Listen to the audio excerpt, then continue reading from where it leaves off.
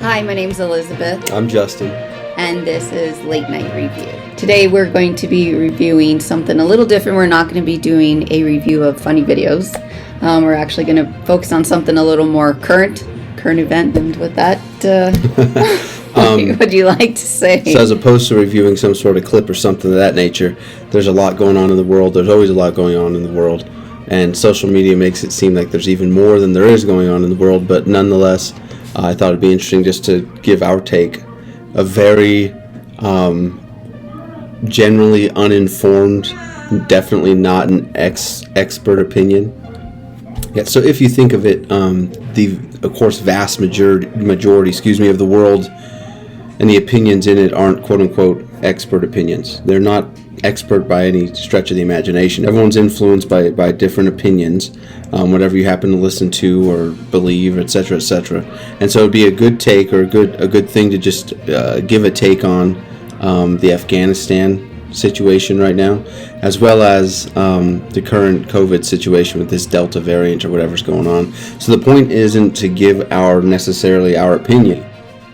So just based off of those opinions and thoughts that we are introduced to every day, what is the novice, non-expert opinion on things like Afghanistan or COVID-19 Delta variant and vaccinations, etc., etc.? So that's my idea. I thought it might be somewhat interesting because you don't have to be an expert, because none of us are. And even those who are quote-unquote experts just have a more focused view. I mean, they're much more studied on something, perhaps, and so their opinion might hold more weight. But let's be real, this day and age, how many expert opinions are just complete biased nonsense? And any intelligent individual who knows anything about anything can pick that up very clearly. So based off of what you've just seen, heard, what people have said to you, what you've heard me say, what's your current understanding of what's taking place in Afghanistan? It is also from radio. Mm-hmm. I don't watch a lot of TV to get the news, but I kind of research whether it's with a source I don't even care for. It's kind of like if it's suggested, I'll look at it, just to hold a right down the middle look at what's taking place.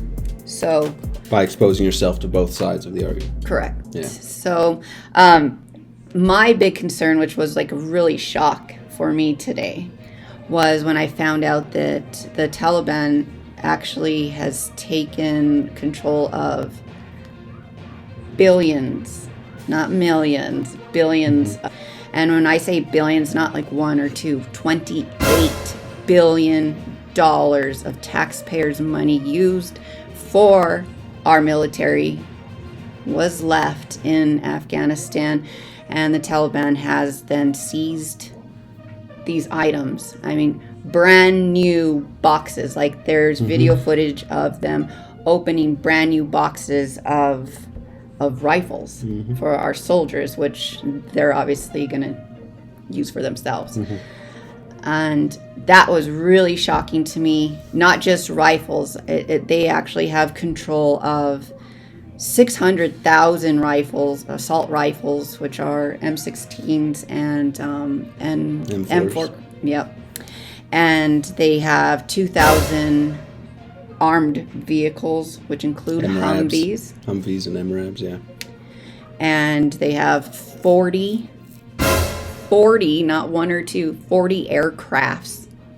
And I mean, that includes Blackhawks. And what I've heard the opinion on for like the aircrafts, which is kind of like a joke, but kind of true. I don't know, because I'm not in the military and I don't know how often, but they say that the stuff breaks a lot. So they're saying like maybe it'll break and they won't be able to fix it and use it against. I'd have to ask Randy, who's my cousin and a pilot and a mechanic for Blackhawks. But I think for every hour it's in the air, it requires like 10 hours on the ground of maintenance. So even if they could turn the things on, which I'm sure you could find a YouTube clip for, but even if they could, you'd have to be able to keep maintenance them. So, but still. Yeah, but they have 40 of our aircraft. I think it's just, and I mean, I'm beyond embarrassed. I'm beyond mad.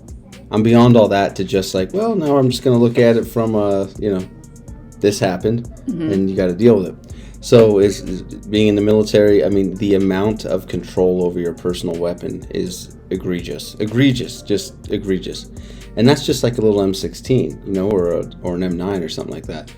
But a full fleet of Blackhawks and brand new crates of M16s. These and were also like that brand new aircraft. were just left there and abandoned. You couldn't sit back, take a year, and design a worse way for this to have gone.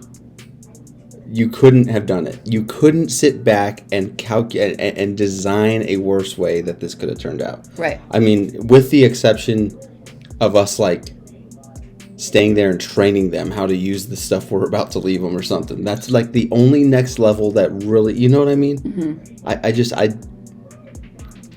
This is such an embarrassment and a debacle that I don't even know what to say about it or do about it. I mean, of course, there's nothing to do about it, but it's just, the word befuddled is a stupid word, but it fits here so perfect because it really does express the just pure unbelief yet reality of the situation. I am befuddled by what took place in Afghanistan. I don't even know what to say about it. I don't even know what to say about it. I had heard that the Biden administration is claiming that there was no way for them to know that this is what was going to happen or how it was going to happen. And so it's kind of like, well, who's advising you? Because we are the most powerful country in the world, and you can't tell me that our intel did not know exactly what was happening. Like, I feel like there were people in the administration who were choosing to ignore intel. Yes. And it comes to me like this, as you're saying that. I would consider this, and I've never been a part of the intelligence community and all that, but we're not talking about expert opinions here. We're talking about looking at a situation through social media, through media, print media, whatever it might be, and then what is the imprint that you're left with, having been exposed to all that.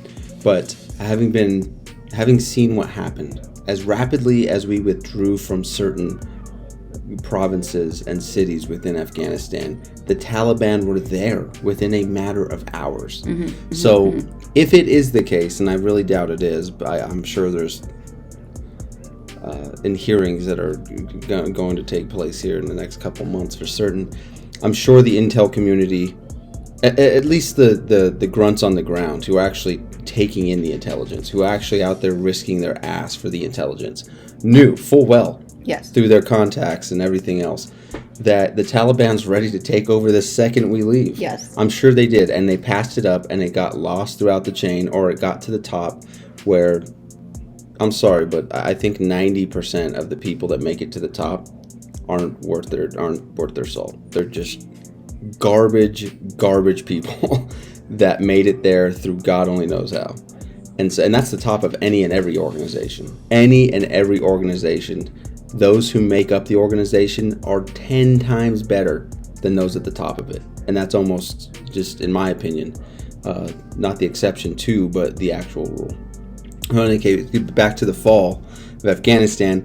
Clearly, there was intelligence sources on the ground, I would think, that knew that this was going to take place. Yeah. And they passed it up, and they didn't care. They're like, we just need to get out of here. We just need to get out. We told everyone we're going to get out. We're going to get out, right? So maybe that's what the administration thought. So then I don't think there's any excuse to say, well, we didn't know. There's 75,000 active Taliban members. It's not as though there's like 1,000 that took over a portion of Kabul or something. Mm-hmm. It's 75,000 who methodically took over everything we left. And now we just armed them. And I don't know how many of the Afghanistan army is going to just, they already took off their uniform and dropped their guns, is just going to join the Taliban.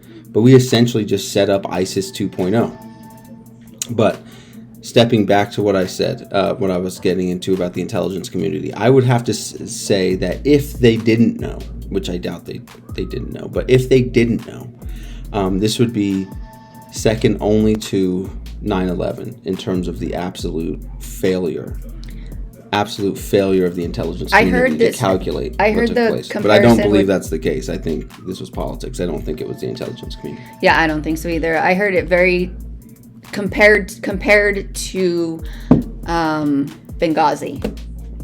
That it makes Benghazi look like child's play. Oh, yeah, child's play. Yeah, so, that was several hundred or maybe 1,000 or so people. I mean, that's, was what it was. But I mean, the fall of a nation, the entire nation, within hours, they're sitting at the desk of the president of Afghanistan. I mean, this was, to be quite honest, it's hard to even call it a fall. It was just a replacement. You know what I mean? They were just, what do you even say about this? It was surely the biggest black eye that America's had in a while. But I do want to say this while we're on topic. Our military never loses the battle. The politicians lose the battle. Yeah. Those who are higher up and not willing to push through with what needs to take place or recalculate to assess whether or not we even need to be in a conflict. You know what I mean? That's where the failure's at. I mean, the guys I worked alongside don't lose battles. Definitely don't lose wars.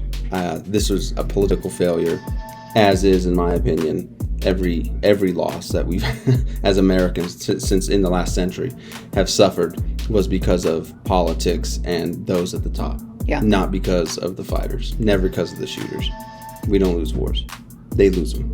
So, yeah. Anyway, so they ultimately look like shit because I think everyone knows that the American military is about it. I just feel like, how do you, like, to me, it just seems nothing but deliberate, because if you are making these decisions, aka the president, who's the one making these decisions, like, you have to seriously just be making them because you feel like it, like, not listening to any advisors or anything, like, for you to just say that we're going to pull out of there and that's just going to be that. Yeah. Like Jake Sullivan, he's the national security advisor, and he said that they don't have a complete picture of what's been left behind. Sure. They have no clue how much of the stuff that has been left behind. Yeah. Well, everything. And for you to just exit and just not take anything, that just makes zero sense. Yeah. To do it and then just be like, we didn't know. Yeah. This is criminal to leave all that. That's our stuff. I paid for that. You paid for that. And they just leave it. That's criminal. I mean, if I lost my M16 when I was in the military and it ended up in I mean, even if I just lost it, but if it ended up in someone's, the wrong hands or something like that, I'd be charged. And probably dishonorably discharged. How is it the case that one Marine, one soldier can do that and that's against the law? But you as the commander-in-chief, and it does ultimately come down to him. Mm-hmm. I don't care what people say about who advises him. The buck stops with the commander-in-chief, hence the word chief in that whole sentence there. How is it the case that this isn't just absolutely grounds for impeachment? I've heard this, that they want to bring charges for impeachment because of that. I don't know where that's going. 'Cause like I said, I don't follow everything that's being said or anything like that. I just am hearing things here and there. And I think that's a very accurate statement. Yeah. I mean, like, you have put all those people's lives in jeopardy and all the people who have already died. Yeah.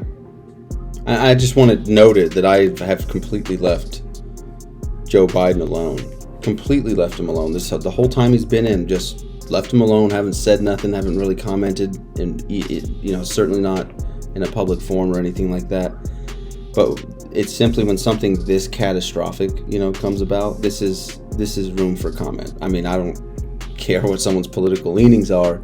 If you can look at this and see anything other than complete and utter catastrophe, just complete failure through and through, then I don't think you're being honest with yourself. Now, like when we started, I said this is just my non-expert opinion, but I don't know. I don't know what it could be. What could come to light that would be like, oh, damn, I read that wrong. I don't think anything, unless like we woke up in the morning and all the military equipment we left was rigged to explode, and we killed the entire Taliban force because we couldn't stay there and tease them out over the years.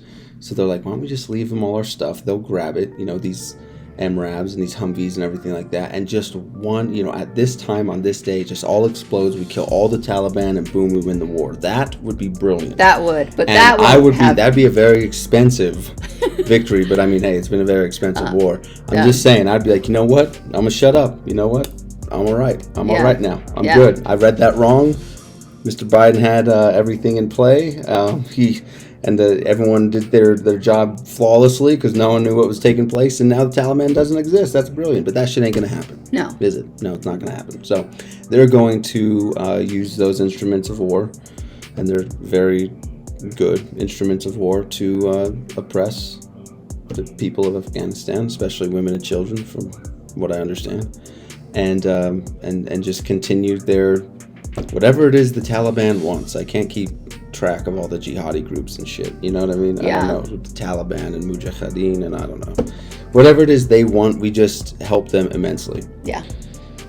The way this differs from President Obama and his extraction of all the U.S. troops in Iraq in 2011 is that we left a contingent behind, and we left what we had in the hands of the Iraqi army, who did not just pull off their uniform, drop their gun, and run.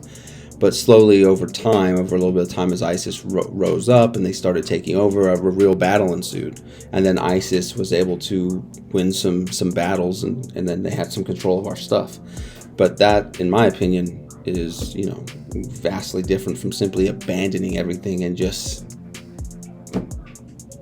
running out of the country. Right. And not just abandoning war equipment, abandoning those who were helping the United States. Yeah.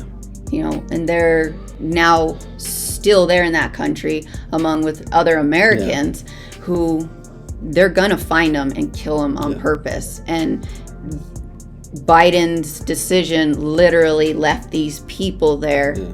Hang them out to dry. To be slaughtered. Yeah.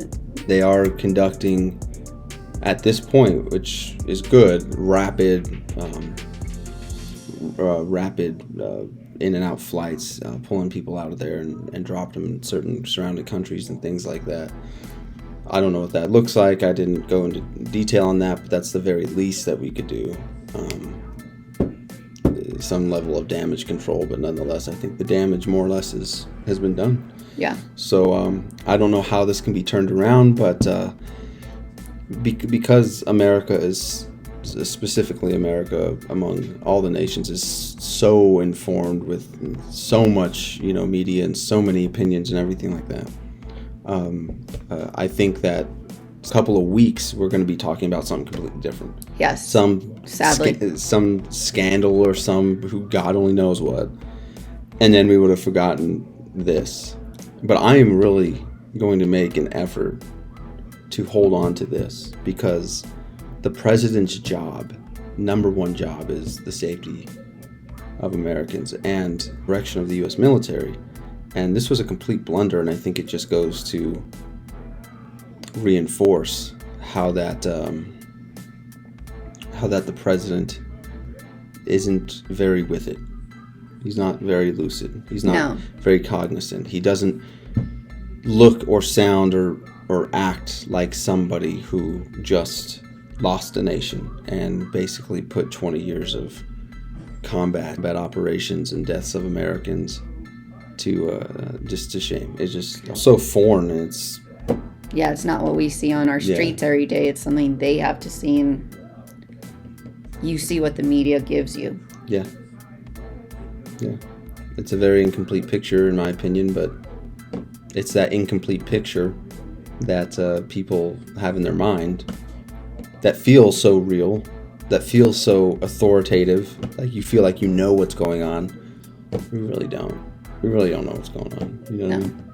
Even if you have some information some knowledge about what's going on. I mean, you don't know what's going on. You can't feel it. You haven't been in it. You haven't experienced it. You haven't seen it. You haven't felt it. You know what I mean? It's just a completely different thing. And so I have come over the years to acknowledge my ignorance of things that I think I'm well informed on, because you ultimately are not. Yeah. You're just not. But I've also come across information through this, being opened on sources, because I want to know what everybody's saying. And some of the experts' opinions are that this is Trump's fault. I don't know. You've had, 4 administrations in. He sat down and talked to the Taliban. If he didn't, then people would say, oh, he's not trying to make progress. I don't know. I didn't follow that. I find that to be illogical, because it's like decision was made under Biden. Yeah. Anything Trump had set up policy-wise, Biden reversed with all his executive decisions or executive orders. And so it's kind of like, to me, it's like, well, how are you blaming a whole different administration when you're the one that made the decision to leave? That was ultimately your choice. Yeah, I mean, they can say that Trump set it up, but you're the president now. Yeah. The buck stops with you. You can do whatever you want. Did he tell you make sure everybody leaves? Anything. Right. You know what I mean? You're not bound to do whatever. That doesn't make any sense to me. I think it was absolutely stupid to sit down and talk to the Taliban in the first place. And why? Why would you do that? You know, we didn't have to. We just had to basically culture them out. So we needed to decide. If we were going to go in and do a South Korea type of thing, where we stay there, military bases, and we continue to introduce our culture, so that we culture out the previous crap, to bring in our new crap, I guess. Yeah. Whatever. Not necessarily democracy, but I mean capitalism, and just something different from what Afghanistan's been subject to for so many years. We either do that, or we were in there until we killed bin Laden, and then you get out. I mean, tactically and thoughtfully, but you get out. We accomplished what we were there for. Right. Keep advisors, keep multiple nations there as military, whatever it is you need to do to ensure that we're quote unquote fighting them there and not here. Yeah. Fine, but we still have multiple advisors and things like that in Iraq. We pulled out, but we left many contractors and small special operation units and all this sort of stuff. We're still in Syria. We're still everywhere. We're still going to be in some respect in Afghanistan a little bit, but not nearly like I think we thought we were, because now the Taliban is running the nation again.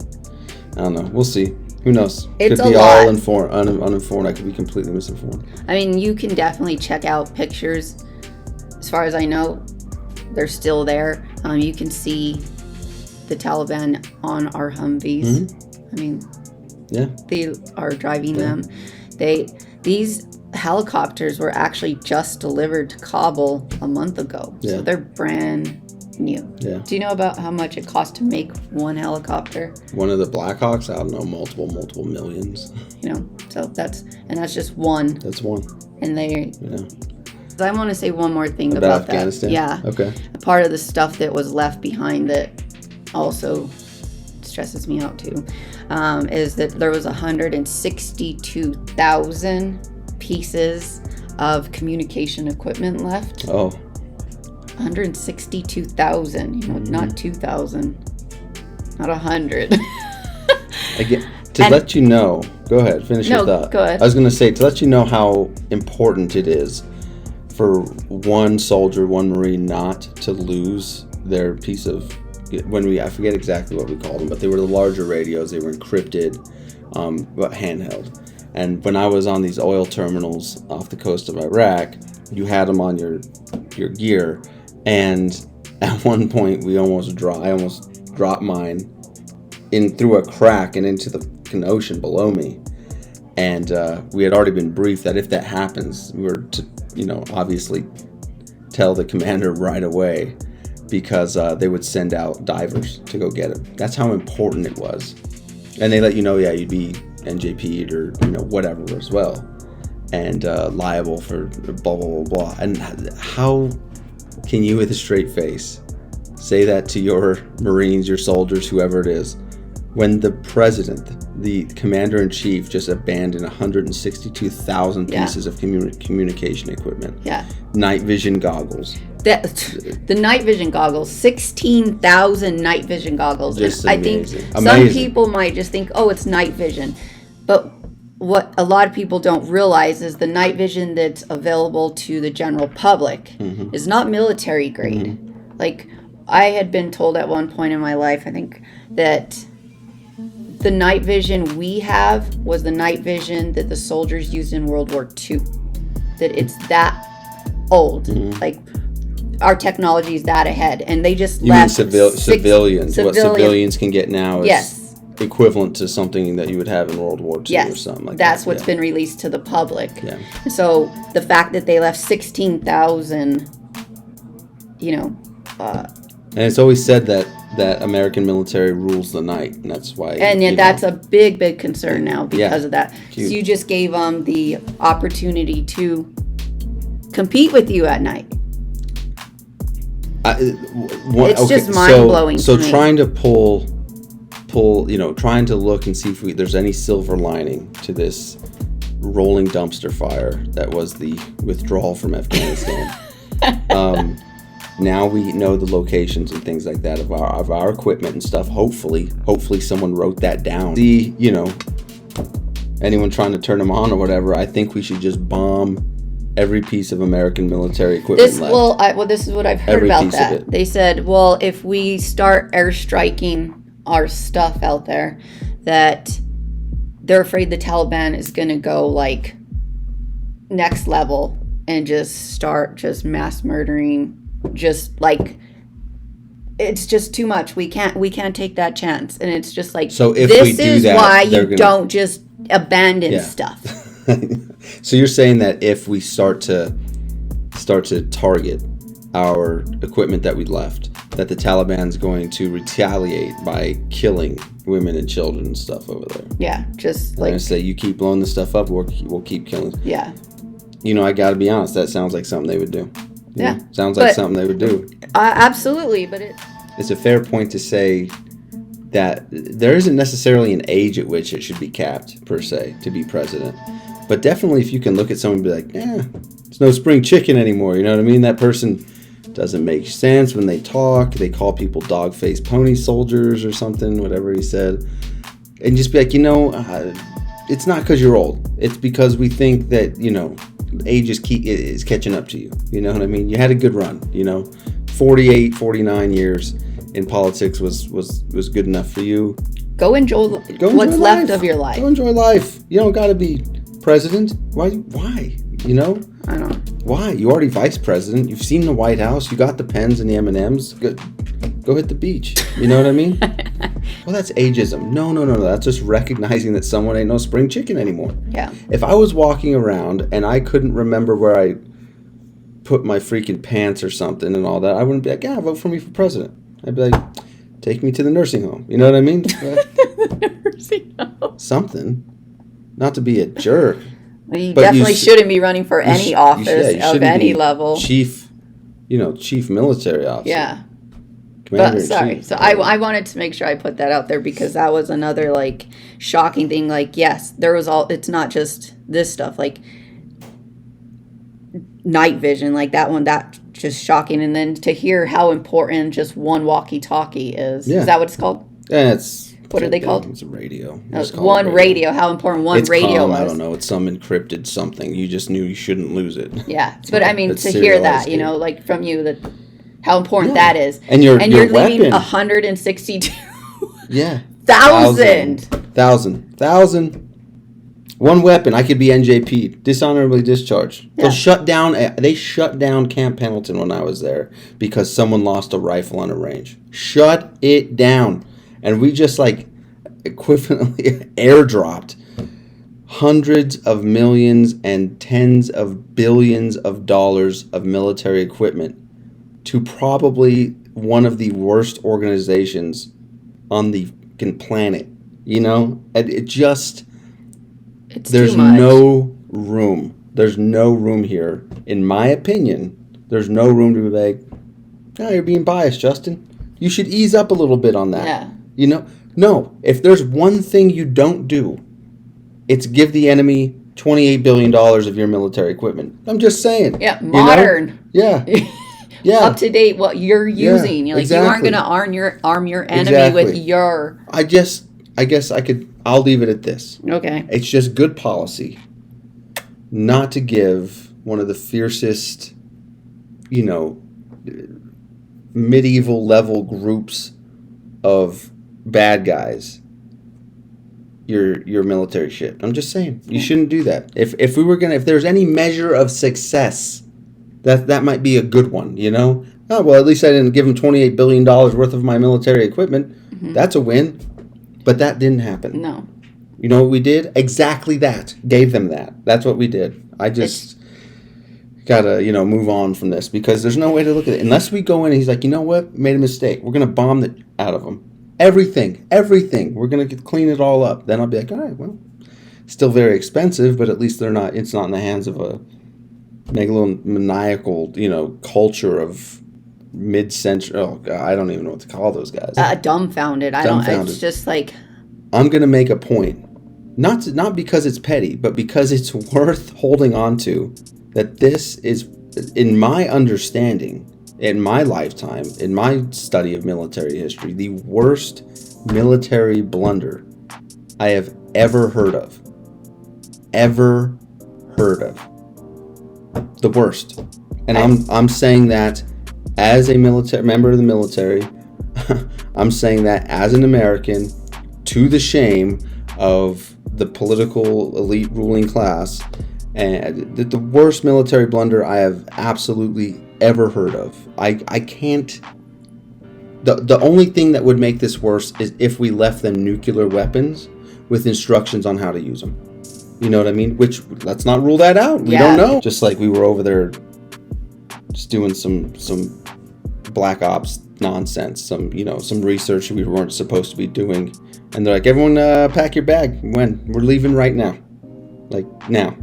Leave it. Leave the chemical warfare agents on the table. We're leaving. They're like, okay. Okay. Should we get the instructions on it? Nope. Leave them. Leave them on the table. Now. We gotta go. We can't think. We gotta go. Yeah.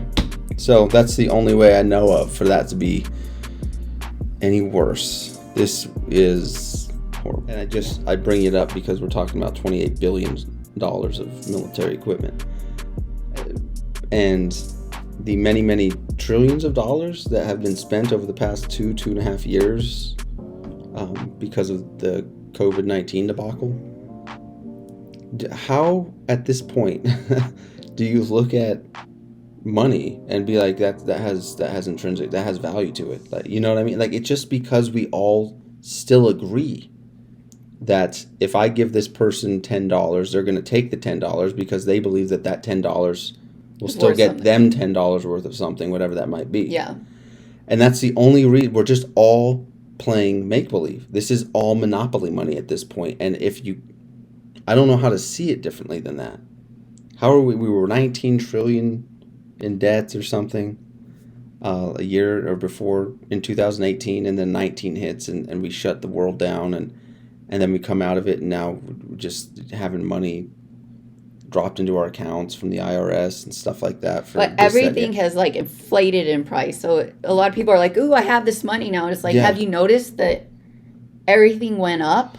Everything did go up. I went from like spending $100 at the store to spending like $200. $200, like literally.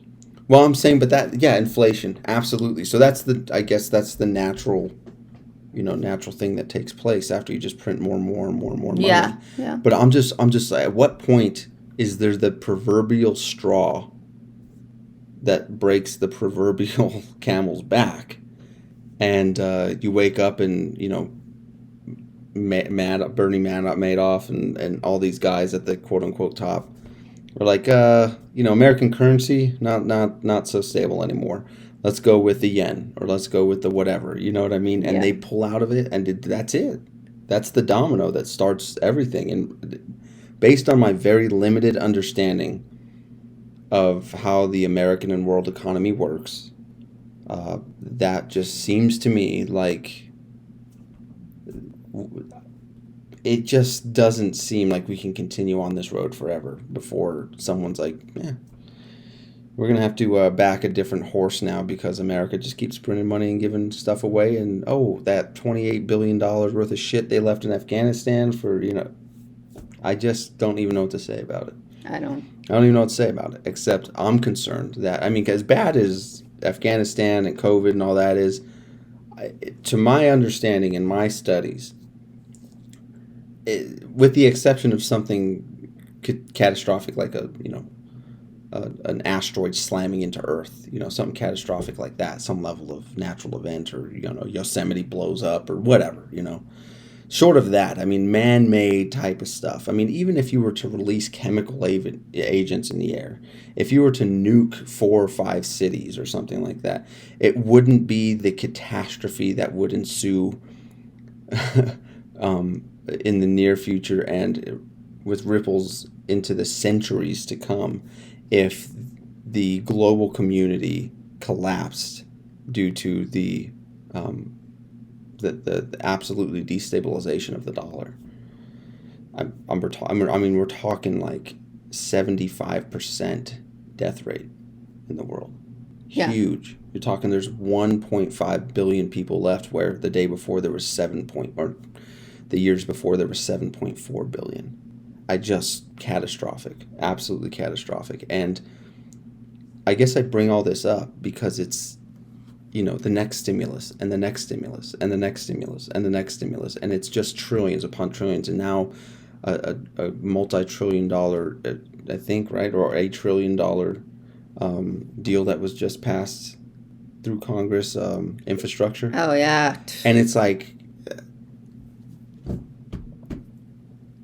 speechless.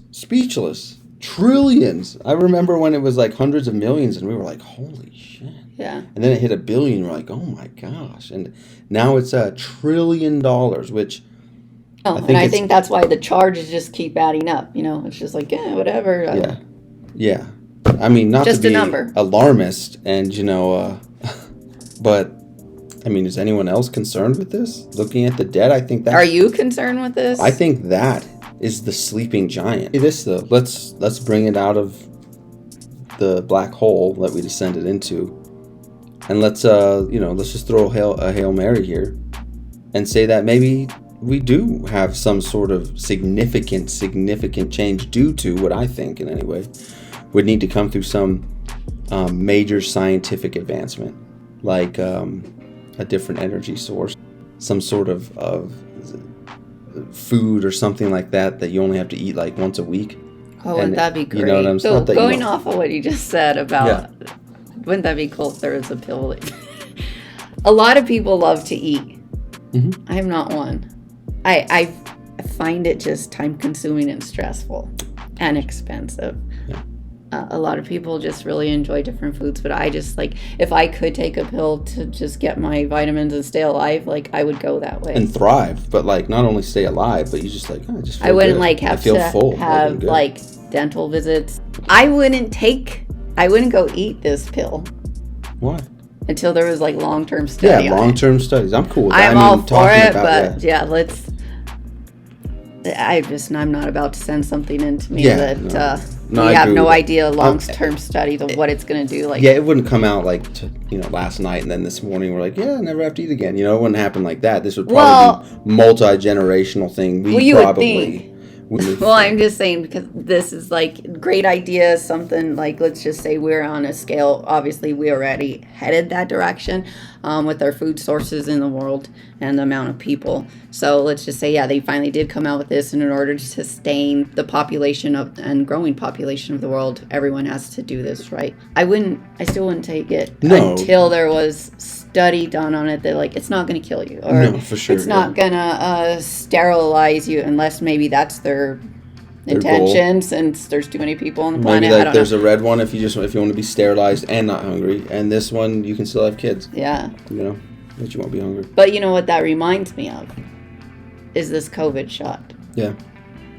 It's like, it's a great idea, something that's needed in order, but it's like, realistically, we don't know what it's going to do. I mean, even just seeing what it's done to people that I've come across, you know, not going off of what media says or anything, just people's experiences who have got it. Yeah. There is no long-term study on it because it hasn't been out long-term. Mm-hmm. And so that just raises a concern for me. You know what I mean? In every movie you see where people rush to do something or something like that, you know what I mean? It never turns out well. No. And I know that's a movie, but I can't think of stuff that I've done in my life that I rushed to do and like it being a good thing. Like it didn't end up well, you know?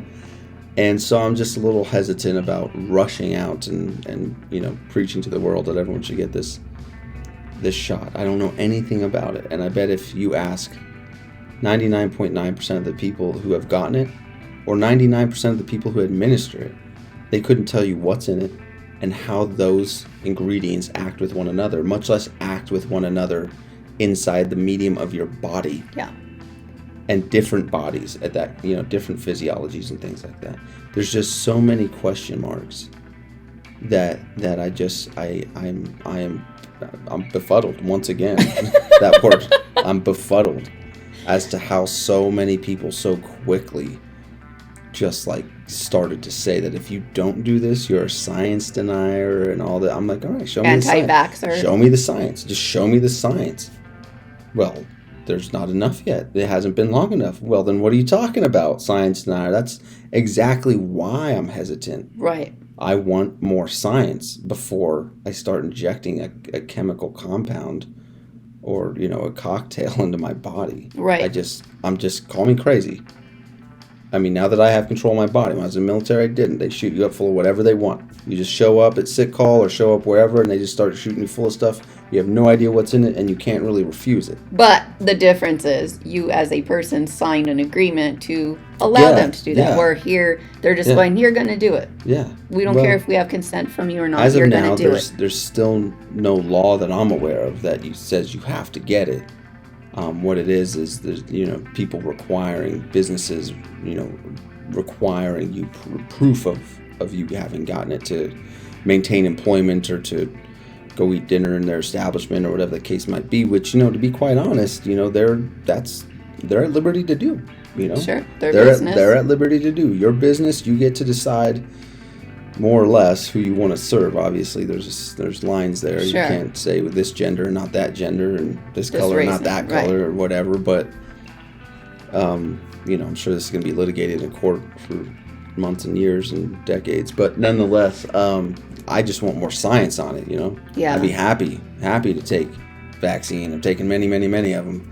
I just want some more science. And I'm real weary of the whole group think thing, too. You know, well, we're all doing it. I mean, that's exactly, or that's another reason why I'm like, well, let's take a look. I mean, like rushing into things, group think hasn't oftentimes not produced a whole lot of good. Peer pressure, group think, you know, we need to calculate what we're doing. We need to think reasonably and logically about what we're doing. We need to look at science and then some more science and then some more science. And I think people who are anti-vaccine just because of the people who are pro-vaccine, I think that's foolish, you know. If generally left-leaning people are pro-vaccine and so you're like, oh, I'm a freedom-loving right-winger or something, so therefore I'm against the vaccine, that's just stupid. Just like, you know, hating Trump so much that you're just against whatever he's for and for whatever he's against. That's a stupid mindset. Mm-hmm. You need to be guided by science, reason, and logic, in my opinion. So yeah, I agree. So if you want to, get vaccinated. If you want to wait for more information on it, wait for more information on it. The variant, Delta variant. I just like. By the way, why did we skip Alpha, Bravo, and Charlie? We went straight to Delta. Maybe they already processed the other two through us, and they never told us. Like Alpha, Bravo, and Charlie. Or no, I guess it would be Bravo and Charlie variant or something. I don't know. And they're like, oh, we missed those ones. Yeah, that already ran through the whole population. We're on Delta, and we're just like, going on with our business. It's possible. And also, like, you know, the people are willing to run and get that shot, and they're like, yay, we got it. And now we can run free. And then it's like, oh, here's a Delta variant. And they're like, put your mask back on. Yeah. What did Biden say? He said it's masked or vaxxed. And then people are like, oh, I'm vaxxed, I'm good to go. And I was like, not so quick. You know the whole masked or vaxxed thing? It's vaxxed and then remasked. Yeah. And then we'll see about another vax. And then it's like, so then what was the purpose of getting that shot? I was thinking into this the other day, and I was like, why? Because science is an evolving beast. Science is an evolving organism. It's not stagnant. You learn different things and you do different things and you disprove and you prove and you move forward. And science is a very, for the most part, uncertain endeavor until you find the right thing, the right hypothesis that continues to be verified over and over again, and then you go from hypothesis to theory, and from theory to law, and law to, I think law's the top, I can't remember, but in any case, the way we're taught about science in this world today, or specifically in America today, you're just like, well, scientists say, when you read the book, scientists say X, Y, and Z, and you don't get the deep history of what scientists thought science was saying, but it wasn't, for many, many years and things like that. Mm-hmm. You just get, well, scientists say, and so you get it in your mind, maybe not intentionally, but you get it in your mind that, well, when science says something, it's kind of just, bam, that's how it is. We know because science says so, or whatever, but it's a pursuit, it's an endeavor. And so I really wish that when this whole thing started, there was a little bit more modesty about it, you know what I mean? Mm-hmm. A little bit more modesty about, a virus is this, and it does this, and it's so tricky because of this, and this. A more open, humble process through this whole COVID-19 thing, wherein people wouldn't be like, well, you said this one day, and then the next day you say this. What the heck? If people were spoken to intelligently, we're rolling with what we know to be best, but that can change due to various factors, etc., etc. I feel like there'd be a lot less animosity. Yeah. It's just because there was just so much misinformation about so much stuff. Yeah. And I feel like if you don't think, players. Yes, and if you don't think there was misinformation, then you didn't pay attention. Yeah.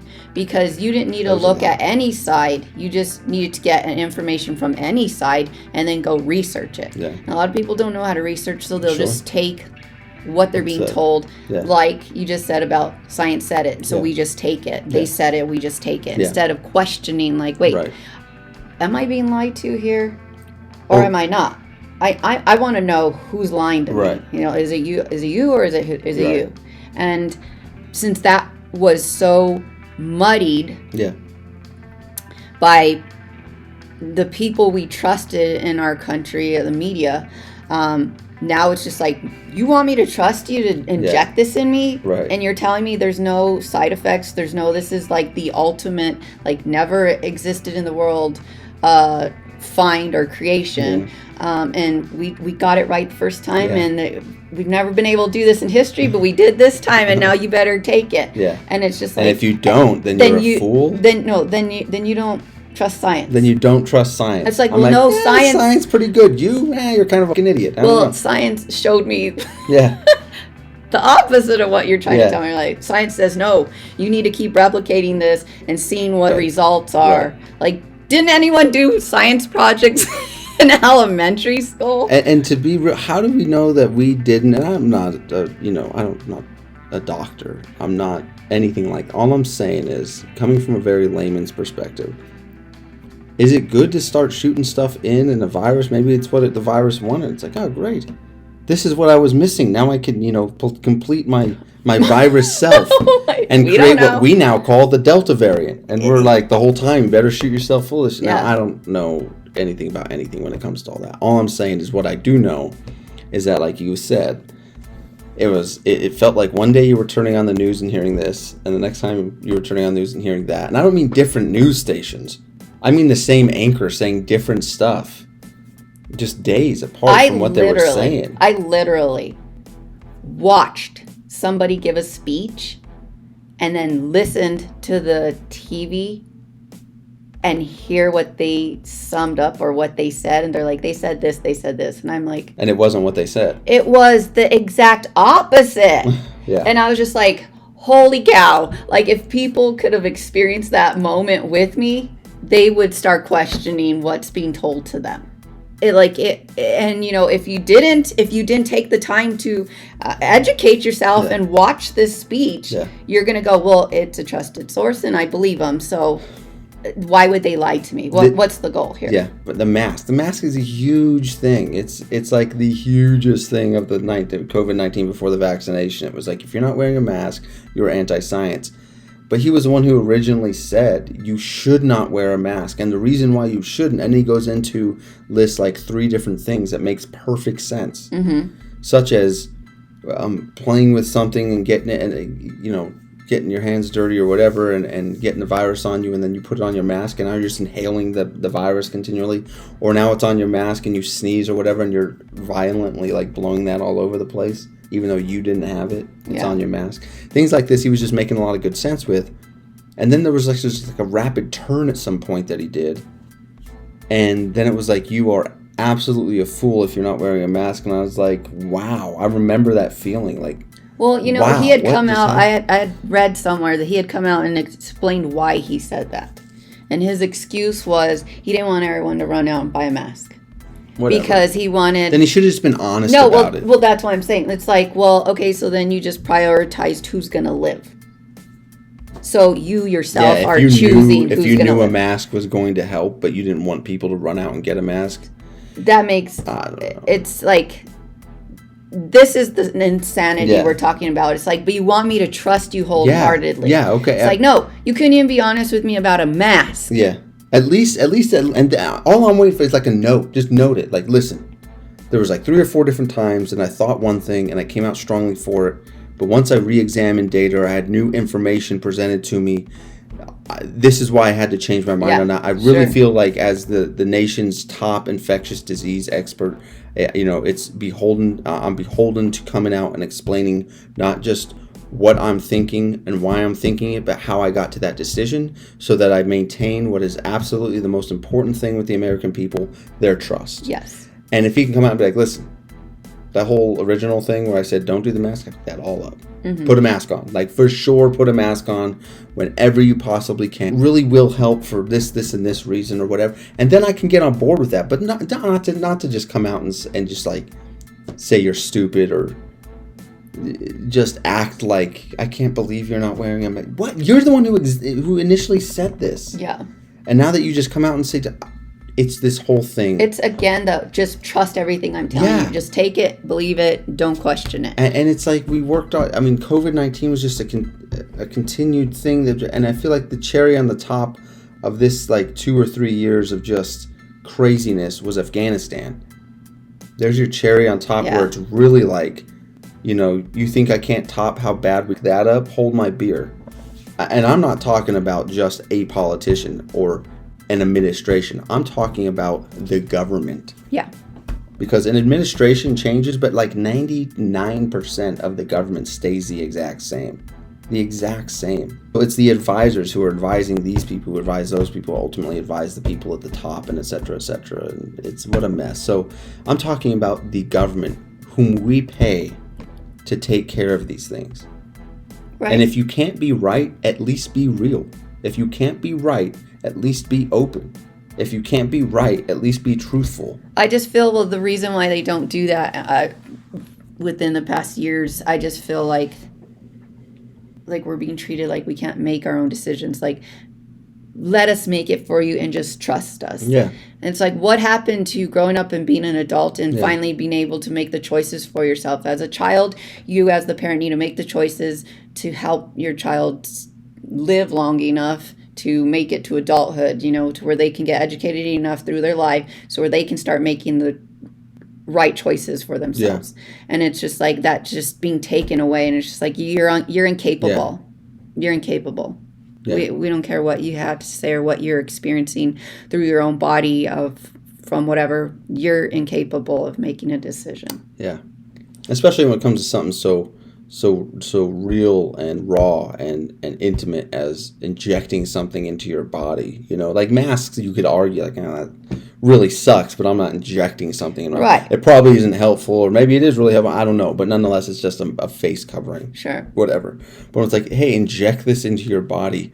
That's real deal stuff, and I know it really is the case where this is my body. Mm-hmm. You know what I mean? This is my property. Mm-hmm. This is what I have. This is about all I have, really, when it comes down to it.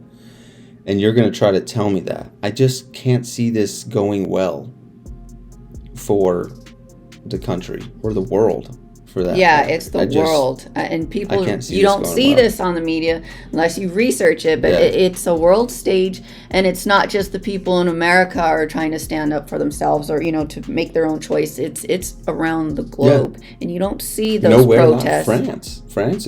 They get busy over there. Yeah, they burn shit down, and they're fighting hard. Yeah. And France is one for sure. Australia, England and Australia, I mean, as much as I like the Brits and the Aussies, they've really, they've been pushed back against the wall for years. And now I think maybe this might be a straw where they're just like, no. Yeah, I mean, they live by a lot of restrictions. We do too, but I mean, there's only so far you can push it. If you're going to see countries who in large part have just given way to the government in large part when it comes to a lot of different issues. England and Australia, New Zealand are good examples of that, and now they push back very hard when it comes to this. And I really think this is a good case study for whoever studies this stuff to look at and say, listen, there's only so far you're going to be able to push the American people, the most well-armed and now well-trained, because so many of us are veterans, people on the planet, before they're going to buck back with something more than you can handle. So I mean, it's just like, if you feel like you're alone in America wanting to make sure this is well studied and tested before you make your decision, because I know people who are being pressured. Yeah. I think a few people are being pressured. Don't be pressured away from the vaccine. Don't be pressured into the vaccine. Make your choice yourself. Yeah. Read, study, get informed, and then, do what you think you need to do. But don't be pressured one way or the other. That's not freedom. That's not liberty. No. That's slavery. How do you feel about taking a second new set of COVID shots for every time the virus mutates? Are you willing to continuously go back in for new shots the rest of your life? Yeah, it's a good way to put it. Some people might be, but I'd actually like to know what you think. Yeah. So leave that down in the comments. Yeah. An annual shot, like a flu shot. Yeah. Yeah. Again, these won't have any long-term studies because it hasn't been long-term yet. No. So. Thanks for tuning in. Bye. Bye.